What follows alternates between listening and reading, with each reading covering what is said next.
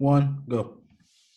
All right, welcome to Fire Optics, your podcast for news, sports, entertainment, all that good stuff. I'm Ken Say. My man to the right over here, that's James. Say what up, James. What's up, fam? And down below, we got our third part of the team running the wing, a little bit different from the rest of us. He thinks he's fly and all this kind of shit. Frico Suave. What up, Frico? Hey, it's Frico Suave. That's how you got to say you it. want me to say it the right way? You got to make it, you got to draw it out. Thank you. Well, Nice how stuff. about Thank you this? for introducing me. Fuck you, Frico. How about that? So this week, around the world, stuff is happening still. You got the case with the alleged ringleader of the pedophile and whether or not she will be incarcerated and whatnot. Interestingly enough, I heard that no black children were allowed to be part of this pedophile ring. Okay, we'll take that as a victory. But I noticed that now a lot of people are talking about Tom Hanks has got dual citizenship in Greece. Now, the interesting thing about that, there's been some speculation. Allegedly, Tom Hanks has been linked to some of these cases here or there. And the interesting thing about Greece is that pedophilia is considered a mental illness over there. So what you think about that, James? Mental illness, my ass. What is this sick? They sick. I don't, to me, it's a cop-out. It just goes to show that there's an underlying issue in media or entertainment when it comes to little kids. From, Weinstein to all the other guys who got arrested and put in jail. This is just another case of, we need to look deeper into just Tom Hanks and his people, like what's going on in Hollywood with this issue, And I'll be upset if Tom Hanks gets to skip town to Greece and live it up and be considered he has a mental illness. He needs to pay for what he did here. Allegedly, he's found guilty and, he committed these crimes. He don't get a pass.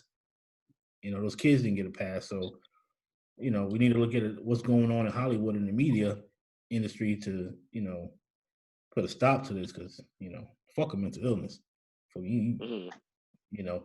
there's something wrong with you mentally, all right? You're sick. But Frico, you go ahead and say what you gotta say on this. But there was another thing that happened. I was wondering if you all caught. But Frico, what you think? Man, I don't put much stock into Forrest Gump being a pedophilia person. I mean, like, there's no proof. So here's how it all played out. There was a picture of them on Instagram or whatever, and they're saying, you got Greek passports or something. After that, it was all speculation, and mostly and this is why I don't put much stock into the whole thing. Whenever QAnon agrees with something and thinks there's a big pedophilia ring at a pizza shop in DC, et cetera, I can't. I mean, it just loses credibility to me. That I'm not saying that it's not possible, but I think that it's, he hasn't even been charged of anything. It's just complete speculation, and then it's like this sort of the echo chamber on the media, mostly by QAnon types, and I'm not those I kinds think of lose credibility. They lose credibility.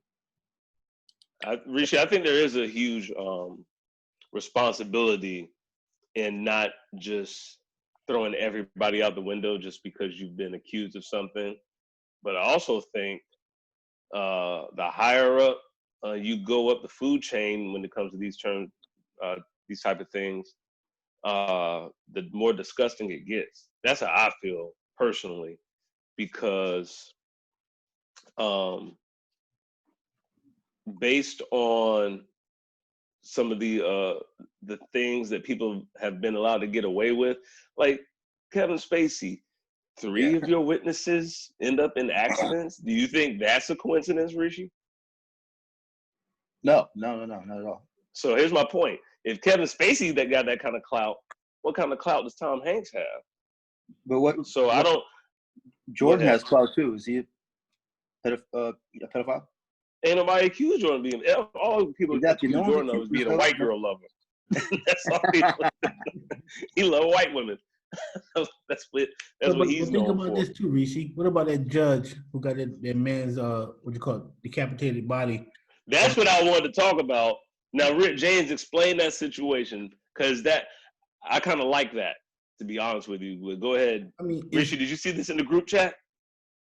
Yeah, they decapitated. Okay, let James explain. I was just wondering if you had even seen it. Go ahead, James. Tell the people what's up. So the dude, pedophilia case, judge gets him off, whatever, and he's walking free, and so speculation is, and what I also think is the family got a hold of him, right?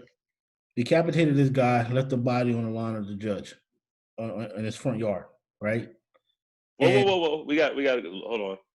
Left the body leaning on the door of the judge. Left the head on the steps. Continue. My bad. Yeah, the head on the steps. And it just goes to show you that this runs deeper than we think. So when you think that it's far fetched, trust me. I've worked in the environment where this is bigger than what people realize it is, right? Pedophilia runs so deep in America that I don't think, because it doesn't hit everybody's doorstep as much, I don't think that people understand the pain that it causes and how many high-profile people are involved in it. And this is just an example of what happens when a high-profile person of power lets it slide. You see what I'm saying? Because I honestly, I didn't have any remorse for that dude, because I have kids, and so if you're in that courtroom and you watch a judge, probably knowing that the guy is guilty, let him off. That's what he gets, And why? And here's the thing. Let's make this point. My bad, James, cut you off, but let's make this point. This distinguishment. Do you think if he was a poor white dude, they would let him off? No, I think he would have had a chance, but I think when you have money and you in that circle, that you have something of value that you can give to get yourself off. You know what I'm saying? So I agree with you, James. I think this stuff, it does exist on a high level. I'm not a part of that world. I don't really know. But to just throw people's names in the hat when there's no actual proof, I think that's where it gets dangerous. That's like, imagine someone accusing one of us of being a pedophile. That'd ruin our lives. If people are, basically charged for being a pedophile, they get what they deserve. Looks like you said, decapitate them, samurai style. But just make sure that just throw everyone's name in the hat. It can't be like, oh, Tom Hanks, this guy, that guy. I'd like to see some actual proof. No, I mean, I agree with you. There's a lot of proof. So here's the problem, Rishi. My bad, James, but here's the problem, Rishi. You say you want actual proof. Ask Kevin Spacey's witnesses what they were about to bring to the table. Remember? They were about to bring actual proof and what happened. So I'm not saying that Tom Hanks has definitely done that. I'm not saying Kevin Spacey did it. That's allegedly, but it's very Kevin Spacey grabbed dudes' dicks and basically had casting couches for young men. I just can't see. I mean, I don't know. Maybe I just like Tom Hanks. I don't know. Maybe I can't process it. I like Tom Hanks. I do. I really do. As an actor, but he's a great actor. well respected. And I haven't seen anything before this that would make me think that he rocks like that. That's what I'm saying. And the only thing that anyone's seen is a Twitter or Instagram thing of him and his wife saying, "Yeah, we got passports." We only see what they want us to see. Of course. Like when you go home at night, we don't. So I like him as an actor. I like everybody in Hollywood that can act good as an actor. But I don't know what they do when they go home at night. I don't know if they going home worshiping the devil with 20 kids in the closet, or they going home doing mad charity. You know, you don't know. You know what I'm saying? So to say like, oh, that's speculation. All I do is I take it with a grain of salt and saying, could Tom Hanks be a pedophile? Very well, might be. Could he be innocent? Very well, could be. But for me, I can't be like, well, no or yes either way. I just take it with a grain of salt and be like, it's a possibility. It's like when people throw it out there in the media, it does a lot of damage. And, like, and a classic example of that, of a case that I didn't believe that he did it, was Michael Jackson. I thought they used that to take his power away because he was making boss moves behind the scene, and they used his charitable efforts against him. So that's when it looks funny. I mean, so a lot of these. I agree with you, man. That's when it looks funny to me. Like Bill Cosby trying to buy NBC, you know, and then all of a sudden all these cases come out of the blue. That's when it looks funny to me. But, you know, I still don't know. You know what I'm saying? True. So, and this show, you know what I think we should do, James, this week? We're gonna, of course, tell you all tell you the topic before we introduce it. But I think we're gonna rotate amongst each other. I'm gonna let off my topics, then James is gonna let off his, and then Frico is gonna let off his, and that way we make sure everybody gets to say what they got to say. So the next thing was on my list. This is into sports. Was Pat Mahomes. Now most people are aware of this $500 million contract that he signed potentially $500 million a couple of weeks ago, of which I think the dude's gonna probably be a billionaire by 2025 on endorsements and that contract. Excuse me, not 2025. The end of this contract and all the endorsements he makes, he's gonna be a Billy, right? So he's decided to go ahead and purchase part of the Kansas City Royals early, which I think is a boss ass move that's necessary for especially for us. We don't get into ownership enough. So even though he's only half of us, he represents us. He says the right things. He's a stand-up dude. So salute to him. And like I said again, he's catching the wave early.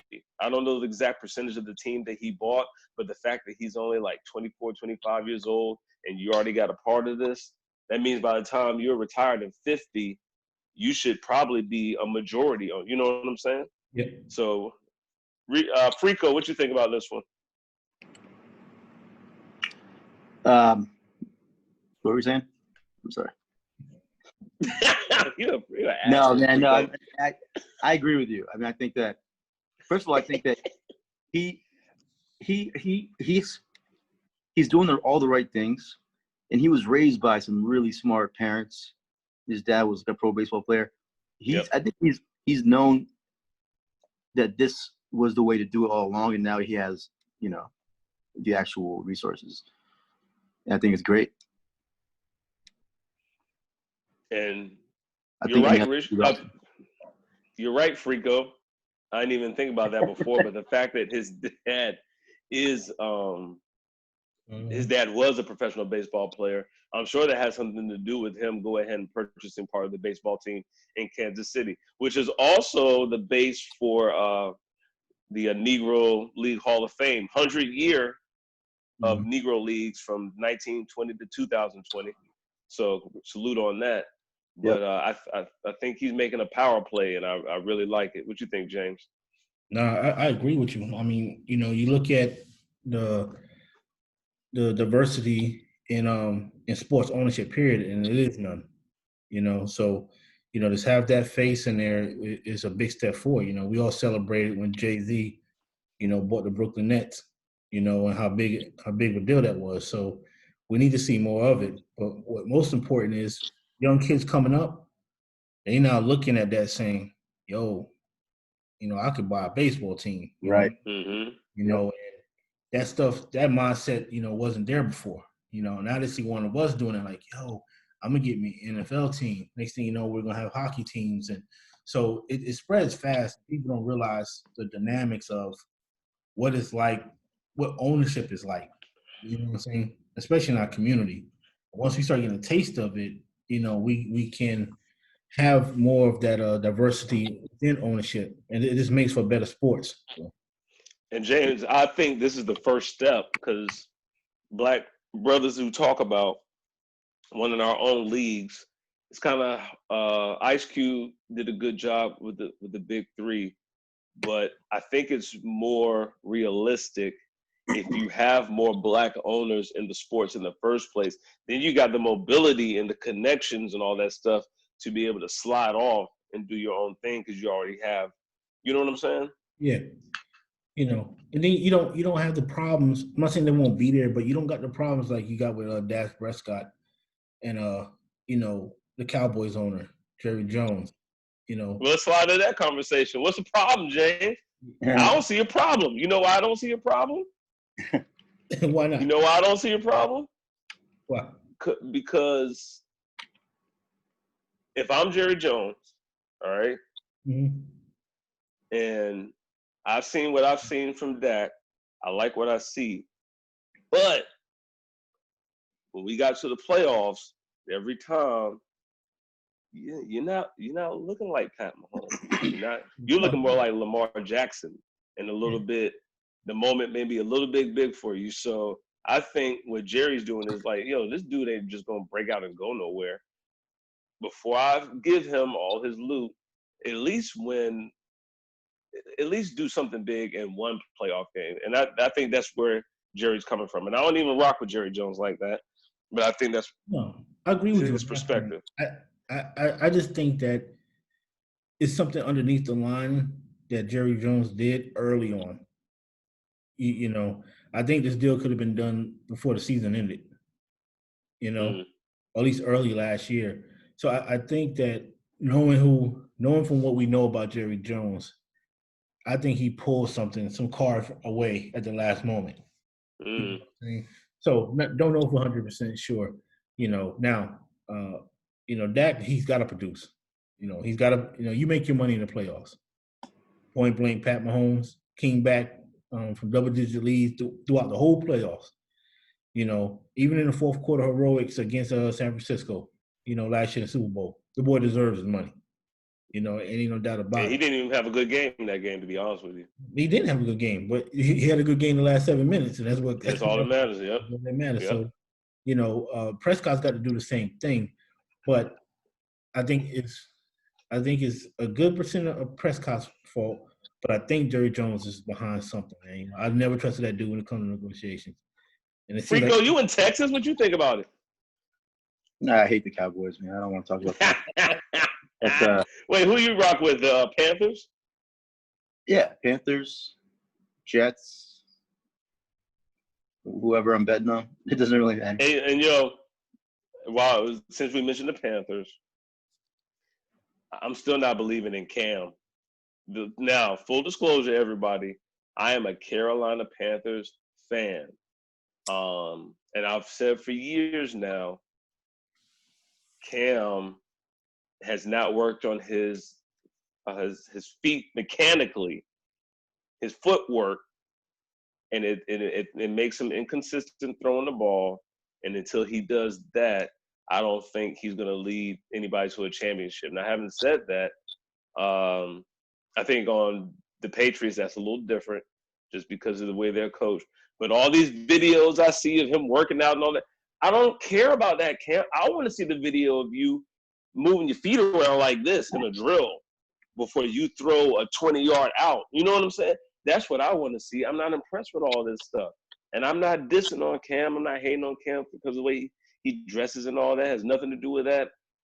Strictly football speaking, I'm not going for it still because it's still, to me, I'm sorry, I don't want to say diva mentality, but it's still a very narcissistic mentality of, look at me, my body's looking ripped, therefore I'm gonna be the man. We all know Pat Mahomes ain't ripped. No, Lamar Jackson probably ripped, but to be Tom Brady, damn sure ain't whipped. You ain't got to be ripped up to do what you need to do and to be clutch and be knowledgeable and move your dang feet the right way. So what y'all think? Is Cam gonna do it this year? I think he is, man. Okay, I agree. There you go. I think he is, man. It's something about humility that wakes somebody up. Okay. I'm not saying he's going to take him to the Super Bowl or be MVP, but I think he's going to surprise people this year. I got Cam right around 23 touchdowns, right around 38, 4,000 yards passing. No, Cam's going to have about 35 touchdowns. Cam's going to have about 4,000 yards. I think he'll have 4,000 yards, but not way the Patriots play football. Now, okay, because they're going to be running more with him, probably. Yeah, exactly. So I don't think they're going to let Cam run like that. Now if they do, then I'll give him, total touchdowns, 30, 35 in that range. But I think he's going to have a solid, 25 touchdowns. It's going to be a good. It's going to be a good. What you call it? A good season for him, I think. He's just in a good program. Yeah. And going back to what Ken said, regarding the footwork problems, a really awesome O-line kind of cancels those problems out, I think. Which they don't have, so thank you. The Pats got to have a nice O-line, man. No, they don't. No, they don't. They don't. That's why they didn't make it past Tennessee. If the Pats had a nice O-line on paper, Tennessee. I don't care about paper. I'm gonna look this up. Did you see the game against Tennessee last year? I did. Okay, so answer me this: how many did New England score more than 20 points? Third best. Okay, here it is. I just looked it up. Third best offensive line rankings for the last year. Rishi, I don't care about that, dude. I don't care about that. Listen to me. Oh, you're what you would call? You're a stat guy, right? Freako. No. You're a stat guy. No, I'm just looking at I googled the best offensive lines in the game right now, and the Pats are number 3, dude. Okay, let me repeat. I don't care about that. All right, all those stats, they're cool. They serve a purpose. But when it came down to the playoffs against Tennessee, they didn't score more than 20 points. Granted, that was more about their defense probably not being able to stop Derrick Henry the way you're supposed to. But I don't remember Brady being able to do his thing in that game. What I do remember is Casey from Tennessee's defensive line and a couple of them other boys waddling around like platypuses on his ass. That's what I remember. And Tennessee is maybe top 10 defensive line. No, they're probably top 7 defensive line in the NFL. But what I'm telling you is this, Rishi. This is what Freako. This is how I'm trying to break it down. Yep. And I got you. No, I understand. No. Once I'm not done. They were just when they went to the championship game when Auburn went against who they go against, James? Oregon. Did Cam Newton have a good game?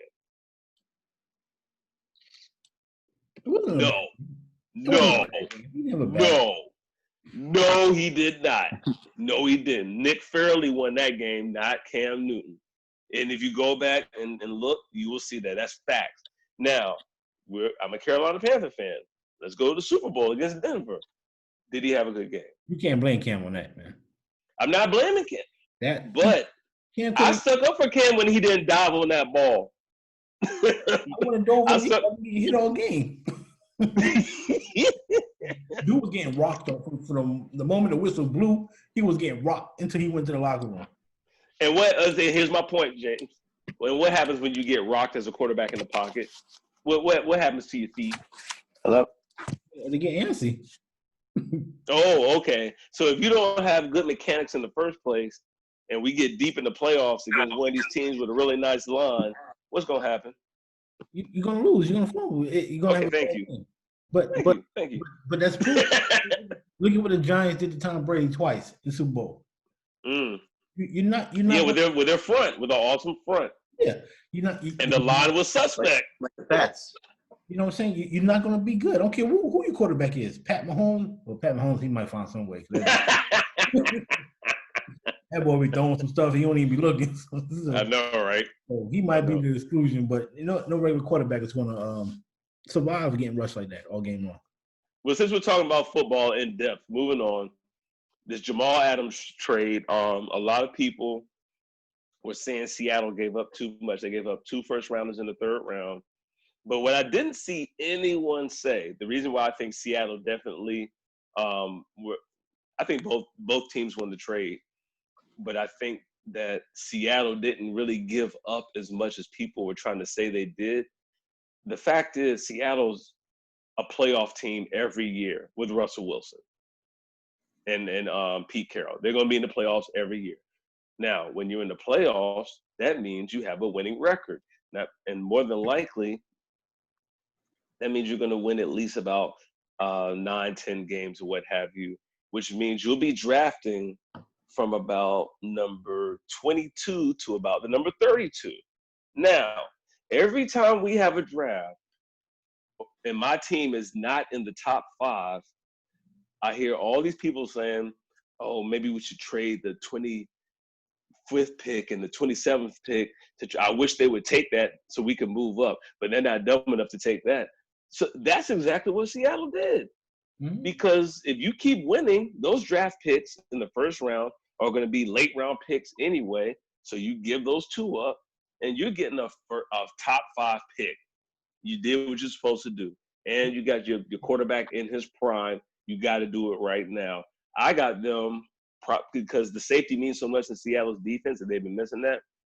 I got them as my NFC Super Bowl representative against the Chiefs. What y'all say about that? No, I think it's an excellent move. You got a proven talent. You know what I'm saying? And Adams, he's a proven talent. You don't know what you're going to get in the draft, right? Especially late in the draft. That means that's development stages, right? And so that person is going to have to go through a year or 2 getting used to the NFL, whatever, But here you go. You got a proven defensive talent. That's what Seattle desperately needed. You know what I'm saying? And like you said, their defense is built off of stopping the pass. So if they can get that back, shore that back up, you keep Russell Westbrook, healthy and off the field, you know what I'm saying, to do his business, then the defense gets off quick. It's a win-win. I don't understand how people – I think Seattle totally won that trade. I don't see how the other team gets anything out of it because you don't know who's going to be at those later round draft picks. But and also notice sorry, Frico, 1 second. Also notice Jamal Adams says something foul about the coach the day before the trade happened. The next day. He wanted so out he was anyway. playing chess. He wanted out anyway. Yeah, definitely. But he was playing chess. Yeah. What you think, Frico? You can't have a dude on your team that doesn't want to be there. So he had to. I mean, he seemed happy at first, going across the way, but I think he's causing. He's rubbing some of the coaches over there the wrong way for whatever reason. I'm not sure what it is, but he's getting shat on in the media, which I don't think is really deserved. Why not? That dude is garbage. He shouldn't. No, you talking about the coach? No, I'm talking about Jamal Adams. Oh, they of course they're gonna poop on him. He's a black man that forced his way into a situation that he wanted. They don't like that. So all I have to say is good for him. Just good luck in the future. Keep doing what you're doing. And this is another one of those cases. James, how much you want to bet? Because you from New York. You don't rock with the Jets like that. But you know. I'm sure you see what the Jets do every once in a while. This is one of those cases. If you had kept the black coach before this fool, Gase, he wasn't that bad. He was quiet, mild-mannered. you didn't really give him a chance with giving him the right kind of squad to give him time to really do his thing. I saw a lot of Ron Rivera in him, kind of very mild mannered. You don't really see him saying too much, but all the players respect him. Ain't nobody say any crazy stuff like this. Am I wrong? No, you're not wrong. It's just that sports are kind of like in a dangerous spot to me sometimes when it comes to coaches, especially African American coaches. Right, you have to win right now. Yep. And no patience. If you're not what you call it, that superstar coach, then you're not really going to get, that more than 1 or 2 years at a chance at it. And the thing is, you don't. You used to have time to develop everybody, right? So you may have a good team in the making. You know what I'm saying? That's developing, but you will never know because after 2 years, if you don't get them to be Pro Bowl status, then you're gone, right? Unless you Belichick or somebody like that, Tomlin, who is just proven, then they're gonna give you time to reign. So I think ownership and the front offices are hurting some of these hurting their teams where they're always going to suck now. Like, I don't think the Jets will ever be good until somebody in the head says, okay, we just got to set this process up and build this team forward. You can't keep changing pieces in and out. And unfortunately, I think letting that coach go was a big mistake because I really did like him. I did. I think Todd Bowles was his name. My bad. Todd Bowles. I was trying to think about it. He was a good coach, man. You could see the Jets the culture kind of coming together. If he'd had 2 or 3 more years, the Jets would have been a playoff team. What you think, Frico? Dude, I want the Jets to win so I can wear a Jets hat, man. That's all I want to do.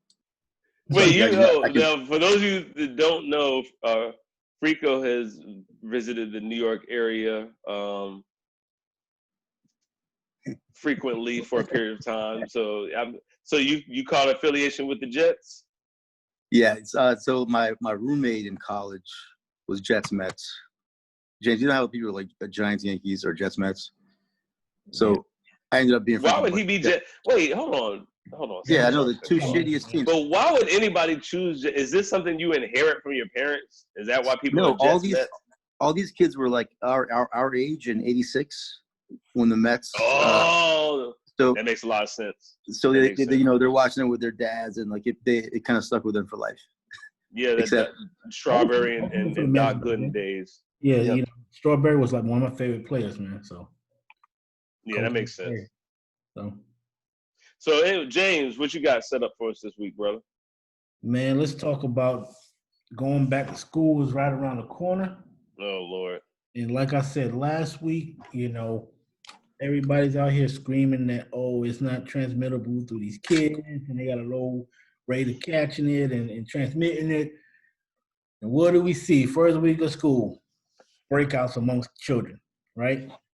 What did I say last week? I said, as soon as the virus happened, what did we do? We quarantined our kids. We took them out of school, put them in, we didn't move them, right? So how did we know that they weren't susceptible to it? Now here we go.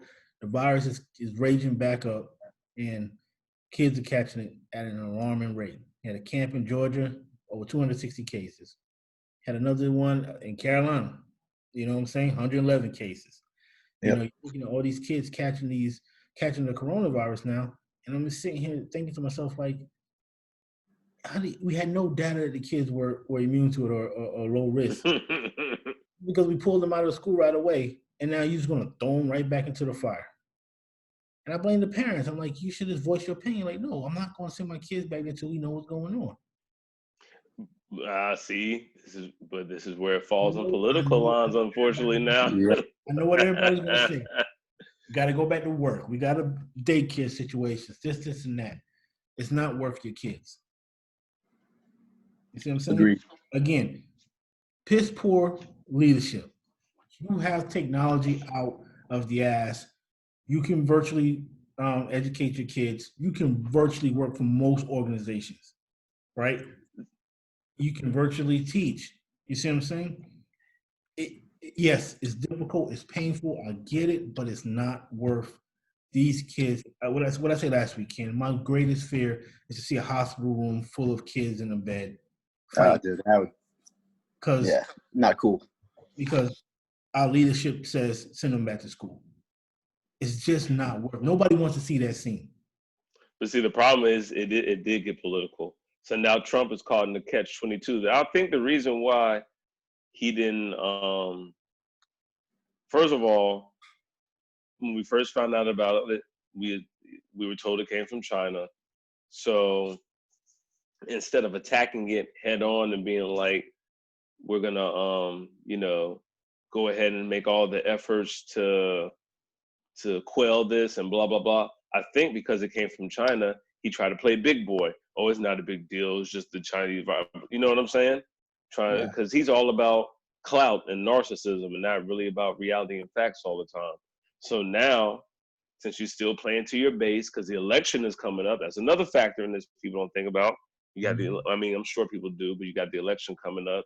I got to maintain my base. I can't turn and be a hypocrite on all that big Willie talk I had before and now say, you know what? Excuse me, we need to cancel school. We need to mask up, this and that. And I think I mentioned this last week, James. They always say, America is a melting pot. No, we're not a melting pot. We're a salad bowl. And it's a lot easier for those of you that don't know, in the business world, in the education field, all these different fields, sometimes when you group up or you place kids into groups and things of that nature, you have heterogeneous groups and you have homogeneous groups. Homogeneous means everybody's basically on the same level, in the same plane, blah, blah, blah, blah. Heterogeneous means people are kind of spread out the way they think, the way they act, and blah, blah, blah, blah. This country is more heterogeneous. These countries overseas that have been handling this pretty easily and getting back to their way of life, it's a lot of homogeneous countries. Korea, homogeneous. Even though Hong Kong is kicking up again, China, homogeneous. So you have like a herd mentality with these countries. And even those that aren't typically homogeneous in Europe, you still have a tradition and a base. And I feel like this country is catching hell with this virus because now this virus is testing your country's foundation. Yep. It's that, and now you can't hide your foundation. If you come to my house, I can clean up, I can vacuum, I can make sure everything is set up lovely and have a nice little dinner party.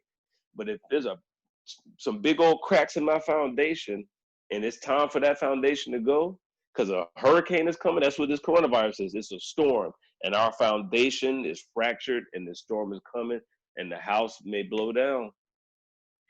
What y'all think? Scary but true.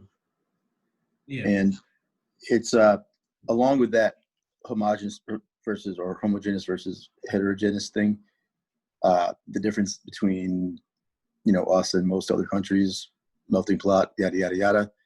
Along with that, there's a mentality I think here where it seems like we care less about our fellow man, just based on our actions with the masks. And I mean, like, if people can't put two and two together, that wearing a mask is not about just helping you, but helping other people. I mean, that should have been common knowledge at this point.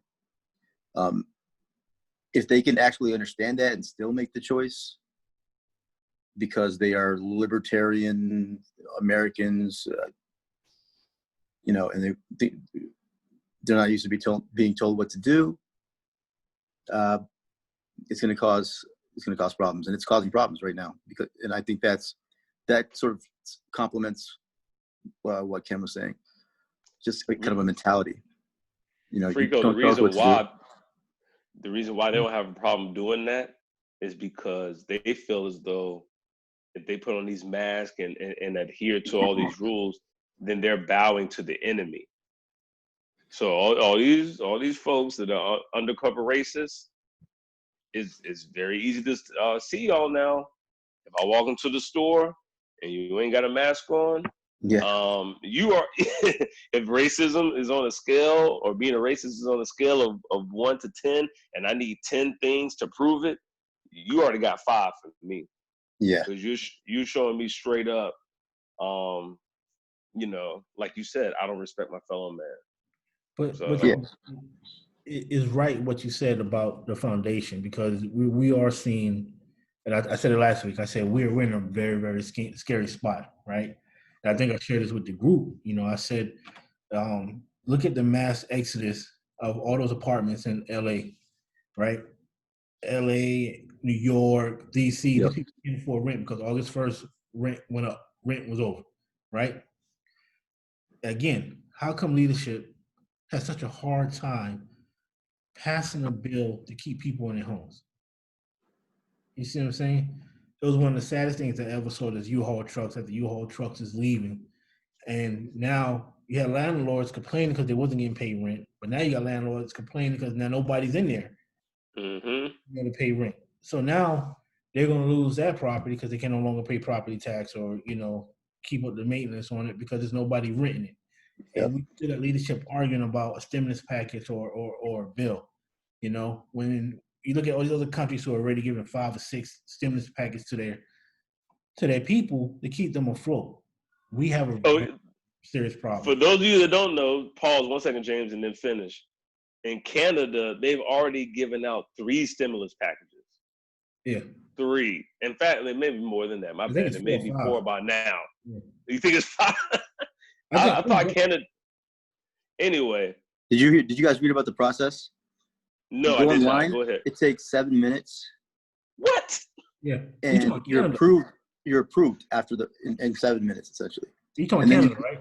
Yeah, you're talking about Canada. Yeah. I'm talking about for stimulus and also for the unemployment. Yeah. So 7 minutes for unemployment? 7 minutes, and they get the check deposited electronically the next day. Yep, 24 to 48 hours. Yep. Yeah. For the unemployment check? Yeah, it's really efficient, man. Small business. I think the only one that takes 72 hours is small business to pay their people. Say that one more time. You cut out. I think the only one that takes 72 hours is a small business loan. So if you have employees, it's because they take the tax. It takes 72 hours for a small business loan? Yeah, to pay the employees. Crazy. So they want to keep the employees working. They fill out the form. It takes 72 hours to pay all their employees. And you know what? Sorry, folks. We should have researched this topic specifically a little bit more, because now I'm interested. How is Canada's economy doing in compared to us? Now I'm interested to know. Yeah, there's something we probably have to look into. Obviously, they're doing better if they can, support this their communities and their citizens. Either they can support it, and we just don't got leadership that can come to a decision and support us, or we in worse shape than we think we are, and we know we are. What's next on the menu, James? Huh? What's next on the menu? So, so DC, small topic, but something worth mentioning. We keep seeing a divide with Black Lives Matter, right? And how much of a divide this country is, racially. So we had two guys get arrested for writing Black preborn lives matter, on the streets of DC, big, bold, yellow letters, and it just goes to show that, it's always going to be there. Like I said, the first podcast, hate and love will always be there. We just got to find a way to weed these people out. But I don't know, man. I think you almost need a registry, like a sex offender registry, for racist people. Yeah. You know what I'm saying? If you get convicted of a hate crime, you need to be on the registry. They don't have that already? I thought they had that already for hate crimes. Not like sex offenders. Not like a child molester registry where we can know where you are in the neighborhood. That's okay. That makes sense. Yeah, you need one of those in the neighborhood. You need to know when you move in the neighborhood who's got a hate crime on them. Yep. I mean, they stay away from that house. With you. Mm-hmm. What'd you say, Frico? No, just stay away from that house, guys. Kids, don't go by that house. I mean, to be honest with you, man, that's why I'm always I'm very lucky actually, because the way my house sits, we're in a cul-de-sac, but there's not any house in my backyard. I have a huge backyard and huge left side, and there's a house to the huge right side. There's a house to the left. But essentially, is what I'm saying is I can almost virtually look around the whole cul-de-sac, depending upon different spots in my house. And I'm always out peeping the whole neighborhood and seeing what everybody's doing. I know who the Trump supporters are, because that means you fall into the category of suspect. I'm sorry. That's where it is. And I'm basing that not on speculation. I'm basing that on the actions of such people. So I see that kind of stuff. I already know when we're walking around the block and your truck is pulling out, I'm gonna stop. I'm gonna tell my kids to stop. If we're riding the bikes, if you look like you're about to pull out and you one of those people, no, you go first. I don't trust y'all like that. Go. Go. And I don't really converse with you like that, all that kind of stuff. I'll be polite, but I'm not gonna sit there and have a conversation with you. I can't front personally.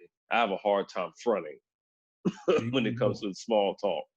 Like, I don't fuck with you. I really, why are we doing this? But anyway. That's how we grew up. For those that don't know, this is a funny story. James and I, before we were friends, we had to square up in front of. You didn't know the story, Frico? So when James first got to Durham, he thought he was big shit, right? And I was an asshole back then. I'm not even gonna front. I was an asshole. I was not scared of nobody. Take the whole crew. I know so I think I probably said something slick to him.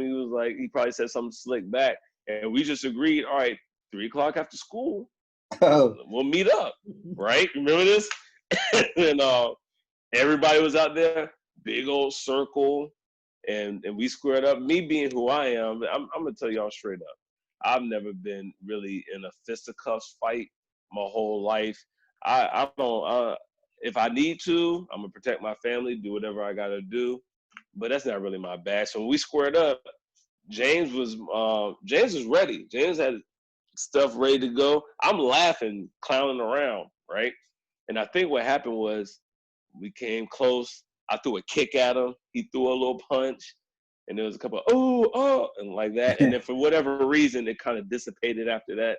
And then whatever reason after that, I think we have a very close, my best man in my wedding became friends with him through their mothers, I think is what happened. And then we ended up getting cool. Yeah. But the point is, what James said is correct. We've always been the type of niggas, if we don't fuck with you, let's go ahead and fight after school. Yeah. Nigga, I don't like you. Point blank. Point blank. They gonna say words about it. What you think about this, Frico? I don't want to over. No, I want to know. I just want to know what James's side of the story is. Like, was it a draw or did you win, James? No, you know someone was throwing kicks. I have no idea what you're talking about. What'd you say? You remember how it ended? No, I don't. Dana, what's her name? Farrington. I mean, she ran in between both of us, like, stop it. She did? Yeah, you don't remember that? I can see her doing that. I don't remember that. She stopped it. She stopped it, and she was what she do? She took your book bag, and that's why we stopped, because you ran after. He's like, yo, and then the teacher came out. There was a teacher. Remember that little guard? That little Yeah. The cross guard. The cross guard. I mean, yeah. She came down there. Yeah, and said, "What's going on over here?" And we ran. Shout out to Dana. My bad. Shout out to Dana Farrington. Yes. I got love for that person, because I don't even remember that happening. But I used to give her the business in middle school. Once I found out I could crack jokes on people, she was really she was my first real test subject. And I told her one day on Facebook, I think it's really important.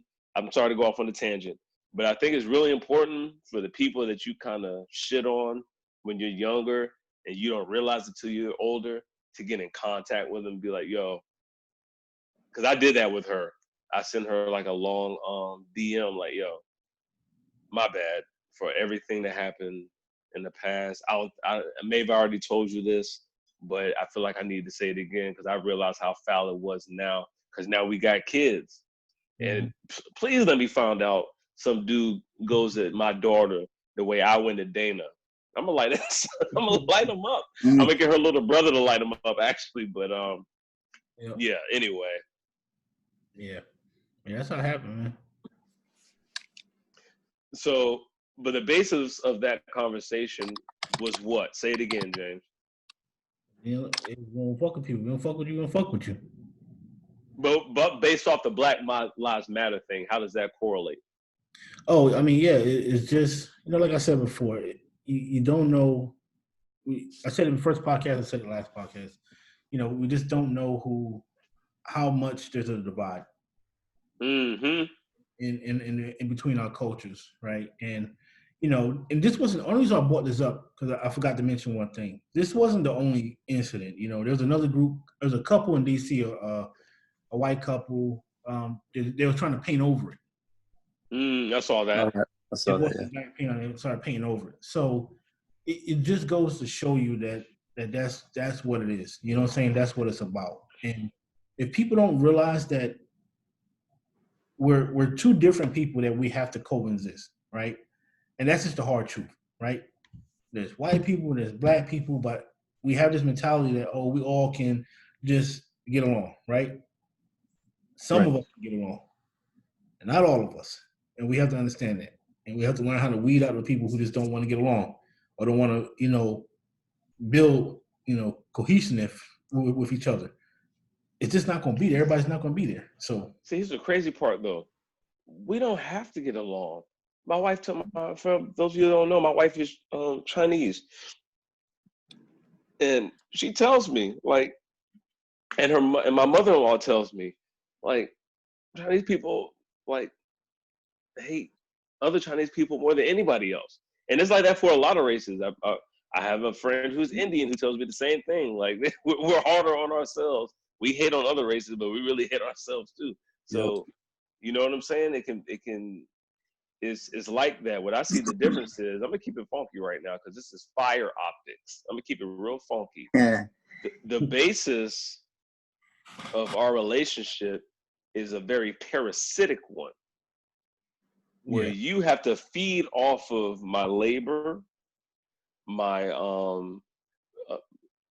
my financial stability, my lack of knowledge, all these things that you feed off of, and you basically parasitically eat away at our culture and at us to fund what you do in your culture. So I'm never going to look at you like I need to do something for you because this whole time I eat off of you. Am I wrong? No, I agree. 100% right. What's your other one, James? Yeah, that's all I got today. That's what's up. Frico! Hey, couple things happened in Austin the past 7 days. Buddy of mine lives there. He so essentially on, I think it was Saturday, maybe Friday night or just a few days back, a guy, basically there was a protest going on around 9:30 p.m. like in a really, like on Congress Ave, which is like the heart of the city. There was a protest going on, Black Lives Matter, and some guy like took a right turn into them and like kind of barreled through them a little bit. And he ended up killing this guy. He just let out 4 shots, ended up killing this guy. But wait. So the driver not only drove through a crowd, but he got out and started shooting people from inside the car. And he didn't like drive through them like 100 miles an hour, but like it was dangerous. And he started shooting at him. He started shooting at them. And so there's some other context here. One of the Black Lives Matters protesters was this guy, this white dude that had an AK or something, and which he has every right to do in Texas. But so, fine, this guy's dead. You have a bunch of witnesses, but what APD does is they twist it to where this guy who drove the car into them and shot them. First of all, he's based in Fort Hood, which makes people nuts in the first place. I'm not sure you know, James. He's an army dude. That's a devil's playground, man. Yeah, that place is crazy, man. But it's Wait, Paul. APD. Wait. Y'all can't just skip over that. y'all can't just skip over that. No. Sorry, people James knows more than me, but just from what I know, people that come out of Fort Hood, they're a little bit. Well, James, you elaborate on it, and Frico, we're gonna get back to you. Yeah. Yeah, I ain't gonna cut you off. I ain't gonna be too long, Frico. I'm gonna get your story up, man. But I'm gonna tell you right now, man. I was stationed at Fort Hood. Oh. Right. I stayed there for 2 years, man. Right. Anybody knows where me and my wife met? Man, my first day at work at Fort Hood was when that guy shot up that place. Oh yeah. That was my first day at work at Fort Hood. Holy crap! I'm in the wrong motherfucker. 6 months later, I lived in housing, a military housing. Cops, ambulance, everybody rushing down my street, found a dead body in one of the housing areas. Right? It was decomposing so bad. That's the only reason why they knew, because the smell was coming through the house. Yikes. You look at recent news, the girl got chopped up at Fort Hood, dismembered, everything. Now, this is the crazy part about it. They said she got shot or stabbed inside an arms room, which is one of the most secure places on base. So, when I say it's a devil's playground, Fort Hood ain't nothing to joke with. Ask any soldier. Fort Hood is the hood. Yeah. Fort the Hood. we call the city outside of it Killer Killeen. Good God. Fort All right, Frico. Now that we got that, we needed that context, though. Go ahead, Frico. Yeah. So long story short, the cops have been spinning this in his favor. Like, they're saying this guy, he's a Black Lives Matter guy. His wheelchair is a black girl. Sorry, his girlfriend is a black girl in a wheelchair. He's, by all accounts, he's a good dude, but the APD is making it seem like he's some kind of agitator. The same way that the cops and the powers that be want to sort of jumble BLM and Antifa and whatever all together so that they can scare people. That's what APD has been doing, and the way that they've been spinning this versus or relative to the eyewitness accounts is crazy. That's still ongoing. And now I know exactly which story you're talking about, because it was all over the web, all over the nets, and yeah, he was taking care of that girl, like, for real. That's the yeah. It was. I mean, it's a sad story, and like, so there was a vigil for him, and a lot of people got arrested. I think that was like 2 nights ago or something. But here's the second awesome thing that also relates to APD that I've seen is that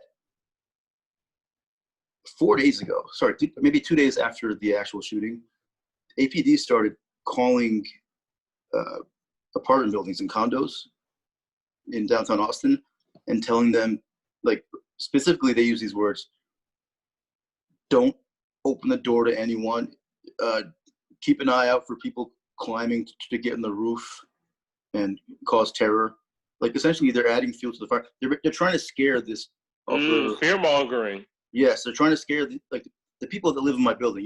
These guys, they're easily scared, and it's like, it's working, because all I heard after that announcement, and our building even made an announcement, it's very similar, because the APD called them and told them to. But all they were thinking was, oh man, thank God the APD warned us. And all I'm thinking is, this is the safest city I've ever lived in my life. And fine, a dude got shot. He's dead. That was very sad. But for them to say that, we're in danger from Black Lives Matter protests, and the definition of propaganda. For people to eat it up, and the fact that it's coming directly from the APD, which has a bad history. That's kind of all ongoing right now. So like it's happening. So they're playing chess. Yeah. So that's the big news. That's the big news that I want to talk about. I mean, it's just more proof, sort of, that the way that they sort of create this narrative or spin this narrative where all of a sudden Black Lives Matters and Antifa and all these guys are terrorists. It's 100%, like you said, it's chess, not checkers. I think it's 100% planned, right? Yeah. And these two incidents, which are related, is just more sort of a foundational proof of what's going on and what's been going on. Which is the danger of labeling any movement.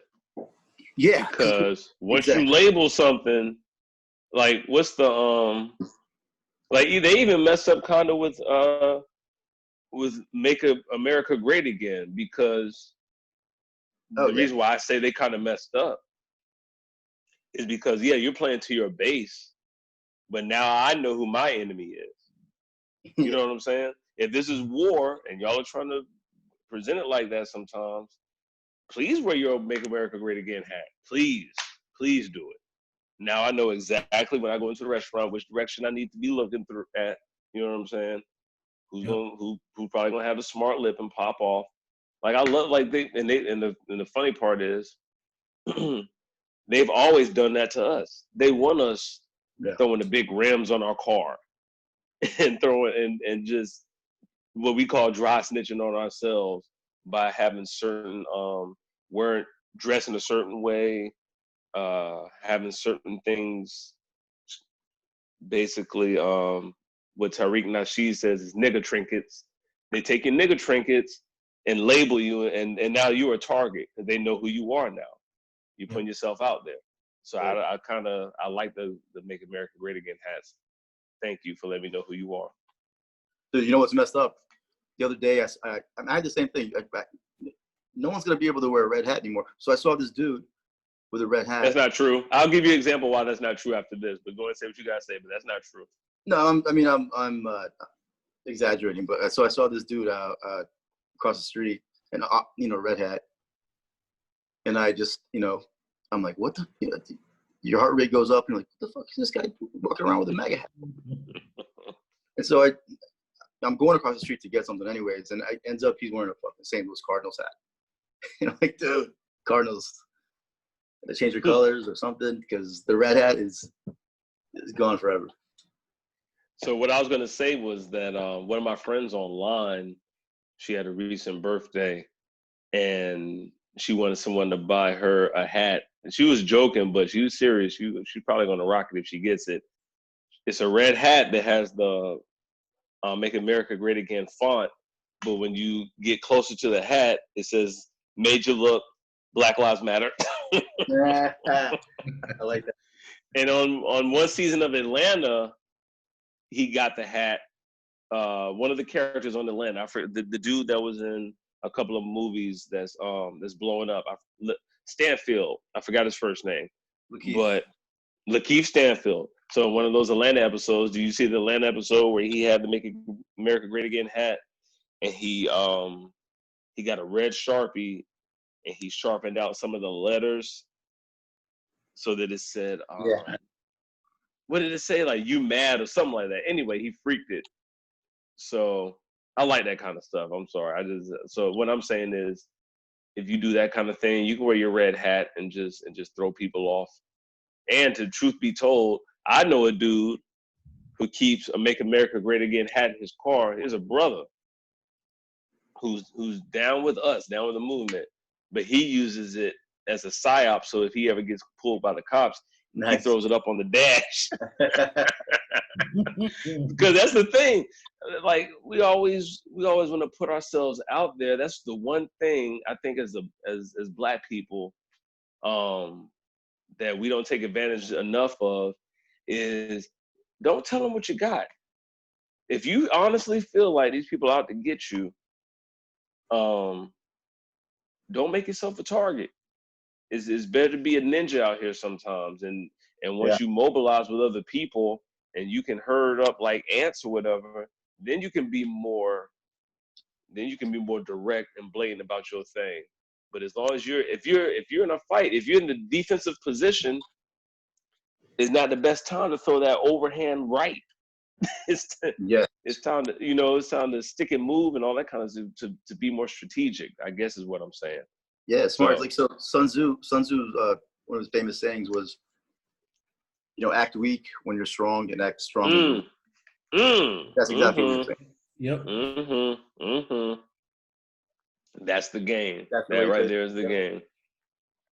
Which is why this point in time, it makes me so nervous, man. Like for real, because we got the president in there right now who's the total opposite of that. All these other presidents besides George Bush, he was the only one that really was like, he wasn't acting hard, but he was like, he shot at my daddy and all that kind of stuff, acting like he was going to get revenge. But other than that, there's been a bunch of hard dudes that do evil things in that office, but they don't act like it. You know what I'm saying? That's the game. Yeah. Trump's too stupid to play the game, so he puts himself out there to play to your base. But now what you're doing is you're putting all your cards on the table.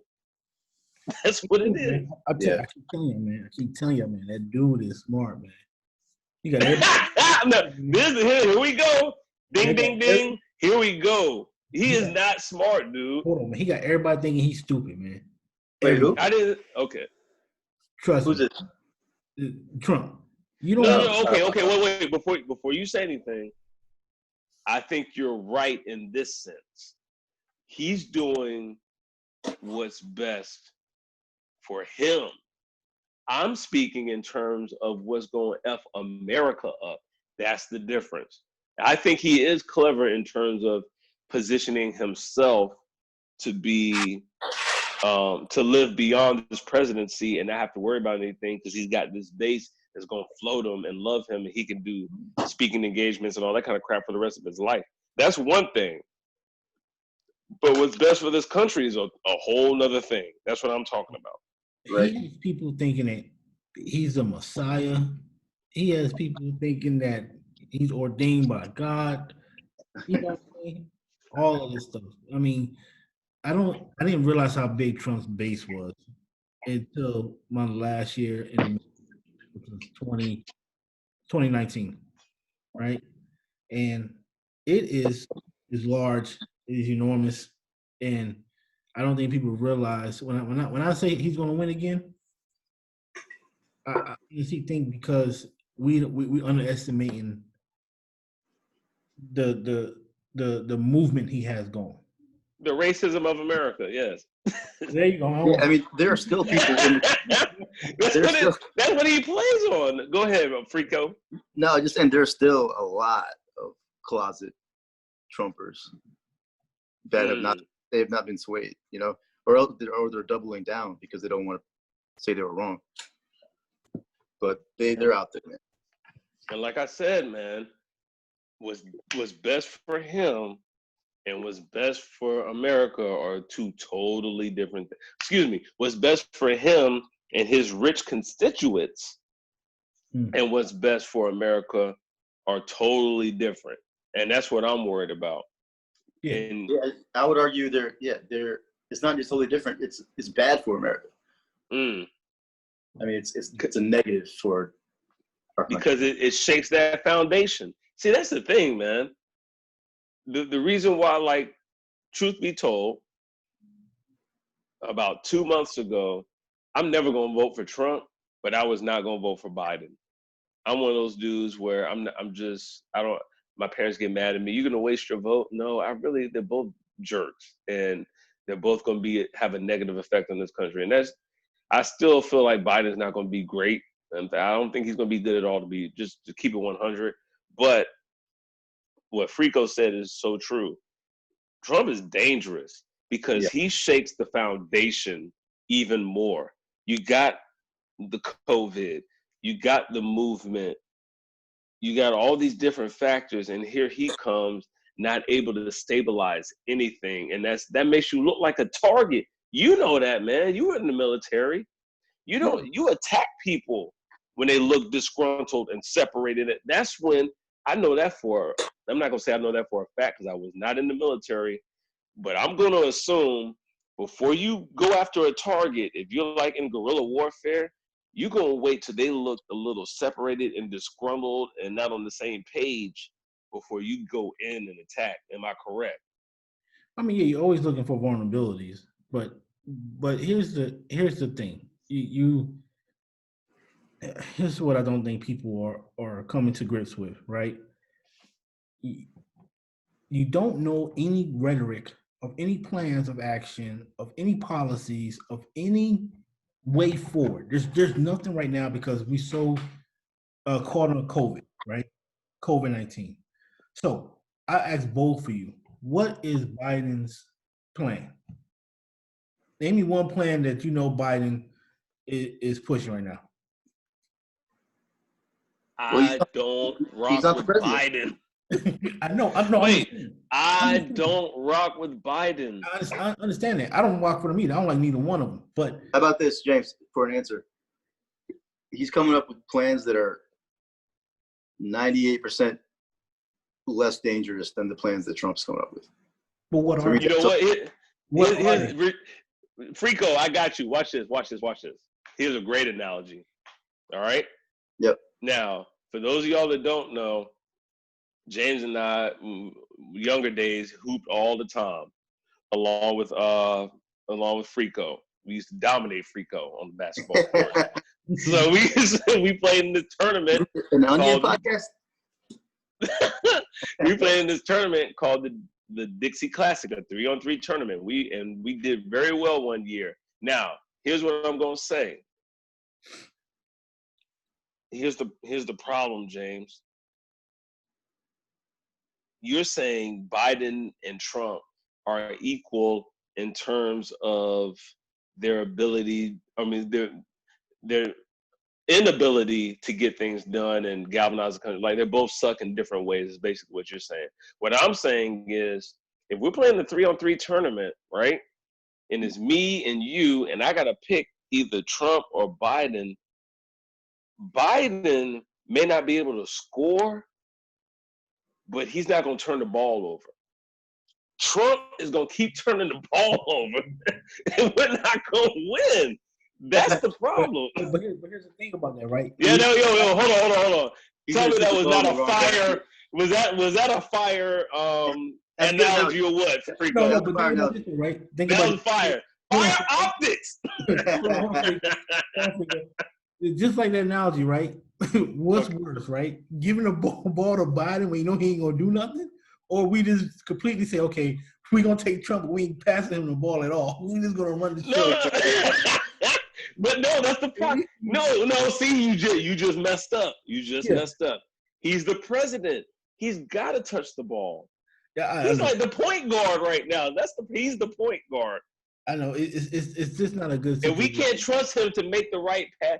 Like and COVID is hot. COVID is on fire. He don't want to pass the ball. He wants to keep the attention on him. That's my thing. Yeah. Sucker, pass the ball to COVID and handle that, and jump on it and handle it. Pass the ball to the Black Lives Matter. Get on our movement, jump on it, handle it the right way, not by discouraging, not by belittling. If we're gonna win, we got to win this together. And I don't think he has the ability not to take over the game and win. I don't think he has the ability to just not lose the game, sit back and let the team win. Yeah. That's my problem with Trump. Yeah. I don't think he has the ability to dribble a basketball. Frico, what was your next topic? I just had one. This is kind of gossipy type thing, but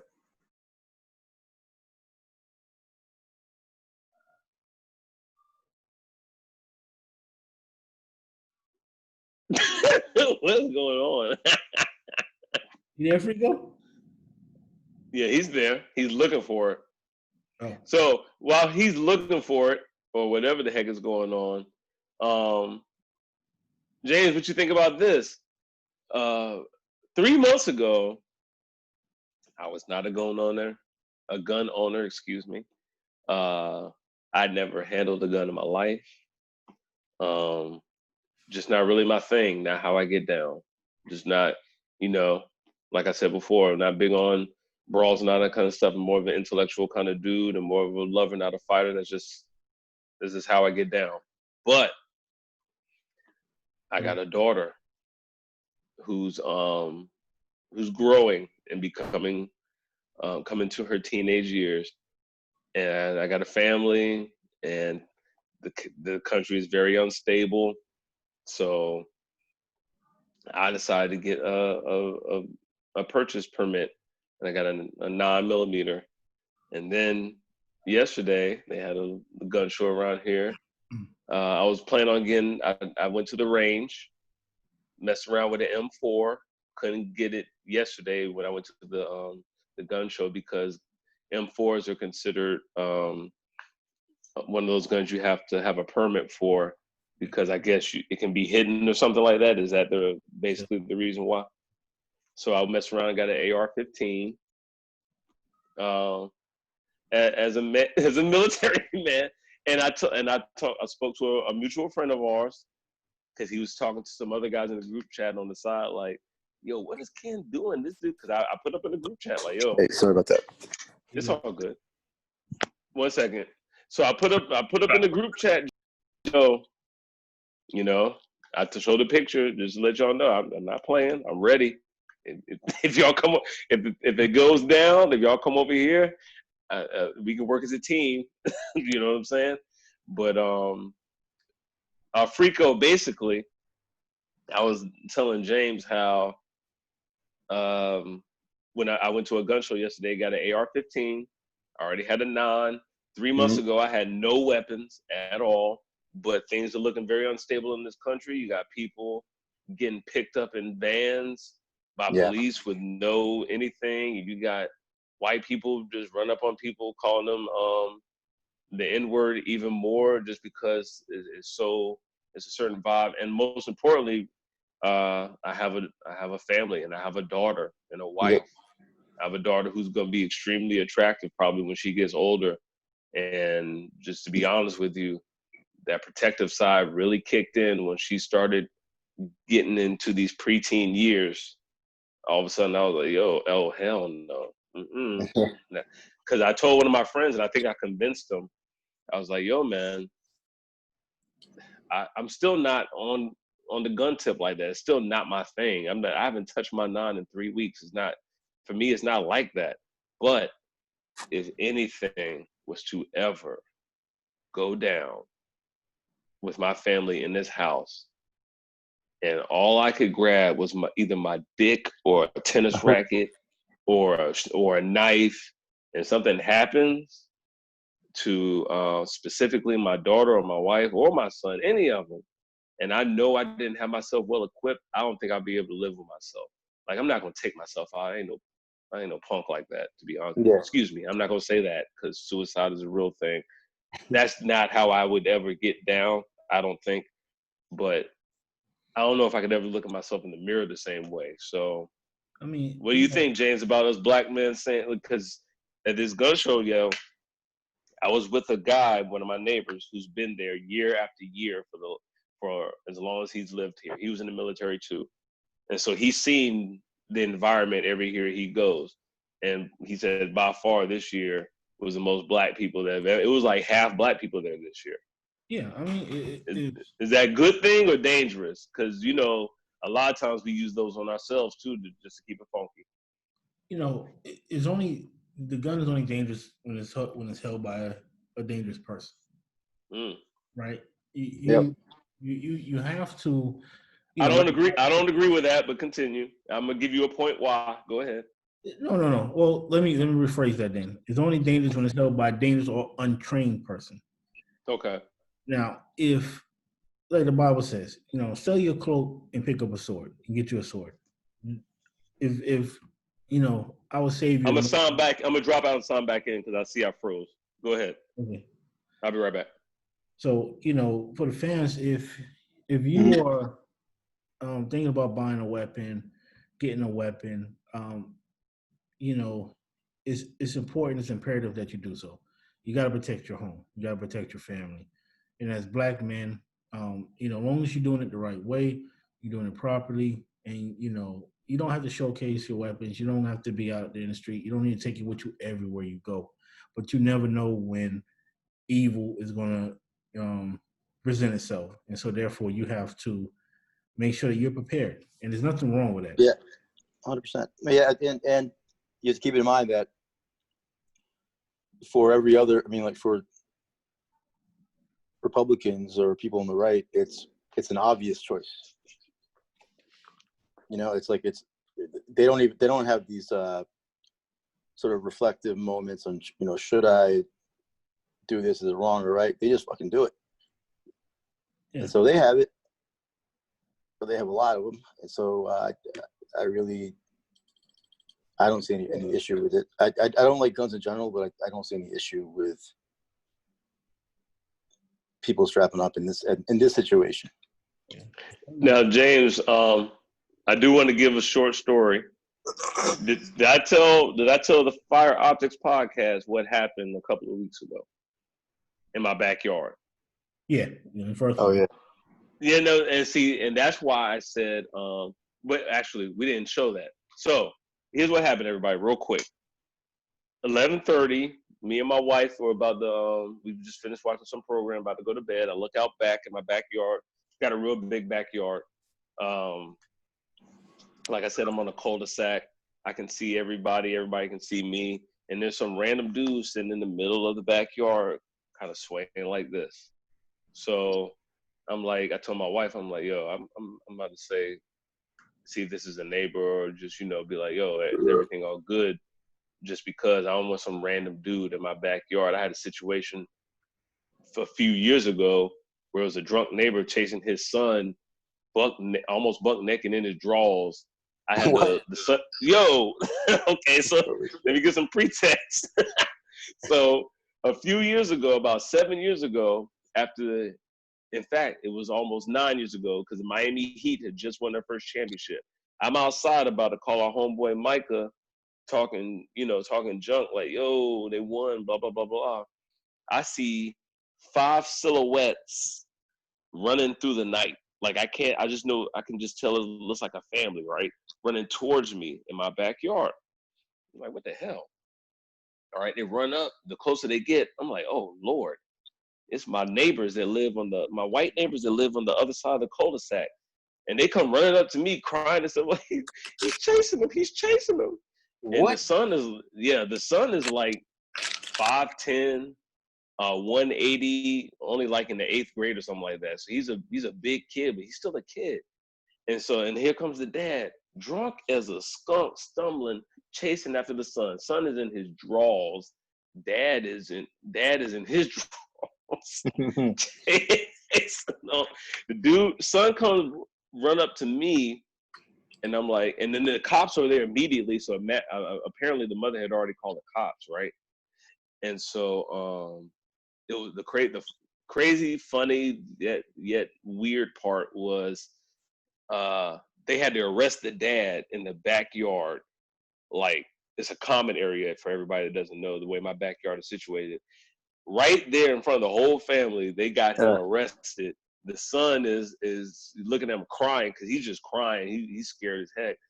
And I turned him around like, come here, man. I started hugging him. And I immediately thought of, what's that movie, James? Well, is it Boys in the Hood? Like, he don't need to be seeing this. That's what I said to him. I was like, you don't need to be seeing this. But I immediately thought of that, and I like laughed for 1 second.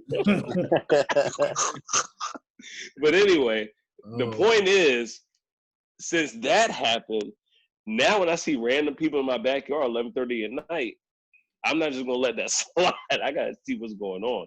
So here's what I'm gonna say about the gun thing: that it's not about dangerous people, it's about situations. Because I walked out the back door. My wife is like, don't go out there, get your gun first. I'm like, dang, you changed. Weeks ago you weren't like that, okay? So I went up, got the nine, came downstairs. For whatever reason, I think this is when God intervenes. I put the nine on my patio chair before I walk out to him. Now, maybe that was not the smart move to make, but let me tell you why it turned out to be a blessing. Because when I walk out there, he's about 30 feet away. I get within like 10 feet of him, and I'm just like, yo, are you all good, man? He immediately jumps up, turns around, who the fuck are you? And starts running at me. My dumb ass, guess what my dumb ass did? I immediately was like, yo, turned around, run to get the gun. But as soon as he saw it, because we couldn't really see each other, as soon as he's running towards me, I think he saw, oh, this is some dark-skinned, semi-tall nigga. He takes a hard left and starts running like Forrest Gump in one of the movies. He takes a hard left and starts running through these houses. Now, here's my thing, James. If I had that nine in my hand, the way he jumped up and turned around and lunged at me, there's a chance he could have caught the pap-pap. He and that's what I'm saying. But that's what I'm not a dangerous person. Now he was being dangerous. Was dangerous. You got all. But you were talking about the person shooting, not the person you're shooting at. If you would have shot him, it wasn't been because you were a dangerous person. It would have been because you was protecting yourself. So the gun wasn't dangerous. It wasn't in a dangerous person's hands. It was in somebody's hands that's protecting himself.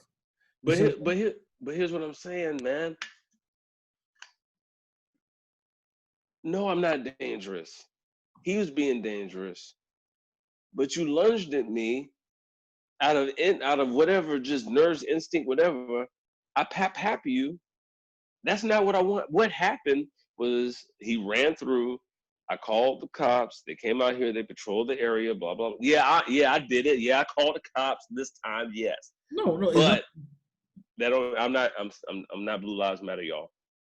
But point being, that could have been a totally avoidable of a terrible situation. That could have been terrible for real. But this is what I'm saying is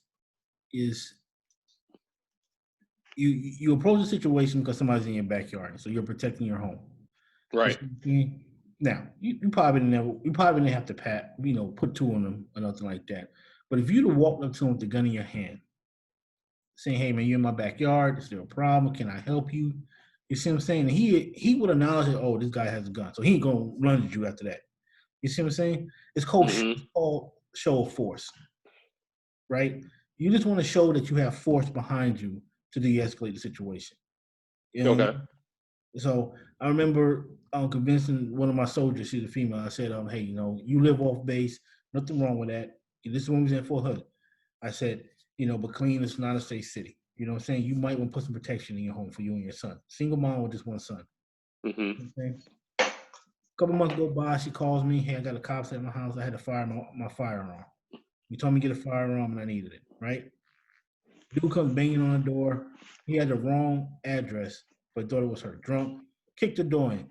So he fires 2 shots at the doorway. He hauls ass. You see what I'm saying? They find him a couple blocks later, drunk or whatever. You see what I'm saying?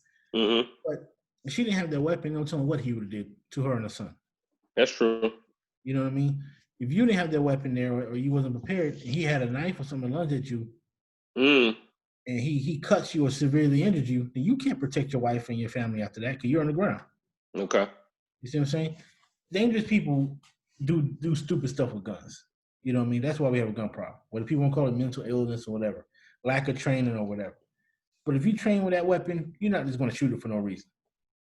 And see, that's my thing though. Just to be honest with you, because I am a recent owner, I don't feel like I'm trained enough. Like I don't have my concealed to carry. I think honestly to feel comfortable You should get your concealed to carry, not so you can have it around everywhere, just so that you make sure you know everything and all the basics when it pertains to having a firearm. That's what I feel like, because that's why I left it on the patio chair, and I'm glad I did. And that's what I'm telling you, because I don't feel like I was trained enough to not, like, you're supposed to have it, your finger resting on the side of it, right? Mm-hmm. So I don't. I put mine on the tree. See, and that's the thing. I'm used to it. You know what I'm saying? Yeah. But what I'm saying is, you're 20 years in the game. I'm in the game for 2 months. So if I got my finger on like a trained professional, because I'm nervous anyway that I'm going down that backyard. I'm not saying that. Here's what I'm saying. Even though I am now a firearm owner, an assault rifle owner, that doesn't mean that I feel like carrying a weapon is the answer to every situation. Because if you really don't know what you're doing, you can end up potentially doing something that you'll regret later. Because I would have regretted bucking dude. I would have regretted that, even though he may have deserved it for lunging to me like a fool. At the end of the day, I'm not trying to take anybody's life. You know what I'm saying? Unless I have to. Now, if you're coming at me or mines and you're trying to take us out, then I gotta do what I gotta do. Yeah, you'll never lose that. It'll always be with you if you would have to shoot him. You know what I'm saying? I have a good buddy, man, military guy who hates guns. Retired. He retired a couple months before I did. Hates guns. But he will fuck your ass up with some sticks. You know what I'm saying? I said, I'm more afraid to go in his house with them damn sticks than I am with somebody who has a gun. Mm-hmm. You know what I mean? But it's just his way of protecting him and his family. You see what I'm saying? So then this is what I was going to bring up. Do you feel as though every Black person in this country at this point in time, excuse me, let's make it more specific. Brothers like us in our group chat, Black men with families who are in their middle ages, we're basically, everybody's 40 right now as far as our group is concerned. Family, do you feel like all of us should have some form of protection in our home? Yeah, I think you do. Like, for instance, right, I moved to a very, very, predominantly white community, pretty upscale, right? Yo, this dude is living up in the lax of luxury, y'all. That's what he means. He's up in the lax. He got marble floors. He got the golf course. He's in the 8th hole right there. Well, right, but I have a security system on my home, right? Right. Now, I'm not as worried about somebody breaking in my home in this neighborhood as if I was living somewhere else, right? But what I tell everybody is that evil and bad intentioned people have no respect of where you live. Mm. You see what I'm saying? It's going to come to you regardless. So if I think that, yes, every black man who has responsibility to protect his family should have a form of protection. I'm like you. I'm not really for guns, even though I own 4 guns. I don't necessarily want everybody to have a gun. Mm-hmm. You see what I'm saying? But I want everybody to have some type of form way to protect their house. You see what I'm saying? So some people they won't be able to deal with killing somebody. You know what I mean? And it's a very thing to carry with you. But once that bullet's gone, there's no guarantee that you're just going to injure a person, and that's going to be the end of it.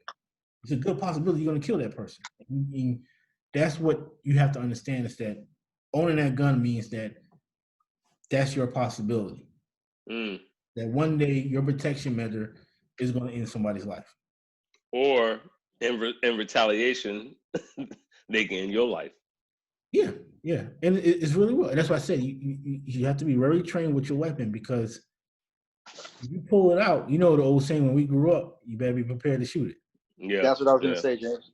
Yeah, so, it's just, to me, I think it's, in this day and age, I think, you do need a weapon just because everybody's got one, and unfortunately, everybody that's gonna come and approach you to do you harm, is probably gonna have a gun with them. Frico, play devil's advocate, because he just said because everybody's got one, and that's the reason why. Now, there's a few dudes in our circle that would not agree with that. So you got to play devil's advocate. Why is that not a logical opinion? Here's the thing, man. This situation that we're living in right now is so insane, and things are changing so fast that, it's like when the facts change, I change. I'm starting to come around towards needing protection. So it's hard for me to be a devil's advocate right now because I'm sort of in the process of trying to understand the need for one, and I'm starting to agree with you guys in a way. Mm. But for me, I just don't like guns because of what they do. And I was telling Ken this a long time ago. My initial reason for not liking guns was you would see in the news at least once every few weeks in the 80s that some kid found his dad's gun and shot himself in the head. Granted, that was before like all these really nice gun safes and all that, but that stuck with me. And then the picture of like child soldiers with AKs still sticks with me. So, I'm in the process of evolving in terms of the way that I look at this issue. So that's just honestly what's happening. Well, yeah, I mean, you along with I think I may mention this before. Another one of my friends, another one of our common friends. I was talking to him today, just about the whole process, and he went out and he's not a gun owner, and he was always like, "That's not my thing," just like me. But after our conversation, he's like, "You know what? I just got two permits." Yeah, he's like, "I want to be extra ready." But Rich, Flocka, Frico, Flocka, Flocka, Frico. No, but in all honesty, my greatest fear is I have a 4-year-old son, or excuse me, 5-year-old son. Him, something happening with him, which is why I do have a safe, locks. He doesn't see it, all this kind of stuff. We use code words around it. Everybody in the house knows that I have one except for him, just because this dude already seems like he's about that life. That's all. Like, he loves to go around the house with the Nerf gun and start bucking me, just like with some sniper stuff. I'm like, I can't wait till you turn 10. I'm going to take you to the range. Hey, but for right now, like my son says, the way of the man. Yes, which in the back of your mind, you're like, when he does stuff like that, when he does these little machismo things, I'm gonna keep it real, y'all. I'm like, yes, that's my boy. That's my son. Yes. We're not gonna say why. We'll say it another time. But anyway, another great week at Fire Optics. We're gonna keep this thing rolling. Try to have great conversations every week. And remember, we're just trying to bring different perspectives and point of views in some of these subjects. We hear everything that goes on throughout the week, and sometimes we have a different take, or we see things that they don't see, particularly in the big media. Like they really. We have a lot of respect for all these people. A lot more respect for the Shannon Sharps and Jalen Roses of the world than some of these other people. But at the same time, they don't get everything, and that's what we're here for. We're not the cleanup duty. We're here to shed light and fire on that spot that they missed. So keep joining us. We're gonna have fun with this. We're gonna do our thing. Peace out. Peace out. Fellas. Peace out later.